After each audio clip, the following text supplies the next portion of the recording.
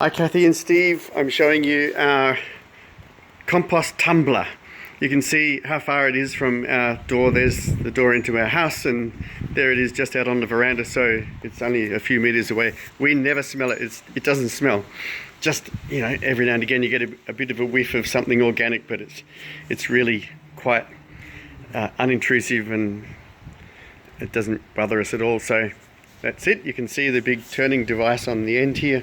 That's the part that is the only replaceable part in it. So I think you can buy spare parts for about $70 or so. So maybe it'll break sometime. But anyway, we also bought this wheelbarrow that they supply, especially designed to fit underneath, and it catches the juice, as you can see. So we mix that up with the water and pour it on the garden, and it's also what we'll eventually use to empty this out because it's a bit hard to get into a normal wheelbarrow.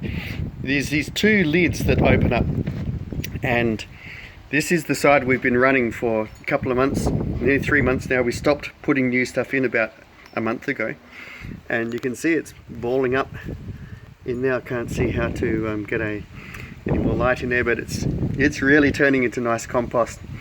And you can see there's the dividing wall between the two parts, so you have one side running, putting stuff in, and the other side is either empty or maturing. So this side's maturing for us now, and eventually we'll empty that out into the wheelbarrow and put it on the garden. And this side is the one that we're currently using. Now yesterday this was full to the brim, right up to here. We couldn't get any more in, but today already it's gone down to half, and that's the same. This one, we filled that to the brim, I don't know how many times, probably at least once a week we filled it to full, and by the end of the week it was back down to almost nothing. So it just gobbles it up and eventually spits it out. So you can see all of that going in there. What can you put in? Well, we put in lawn clippings from here, we put in vines and bits and stuff from the garden.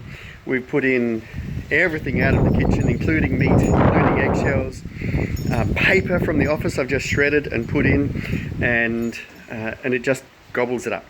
And these air vents, so just open these air vents and that keeps it fresh inside, and doesn't get too sloppy that way. And of course, even if it does get sloppy, all the juice comes out here, and you just put that on the garden because it's full of rich nutrients. So that's our Maze tumbler.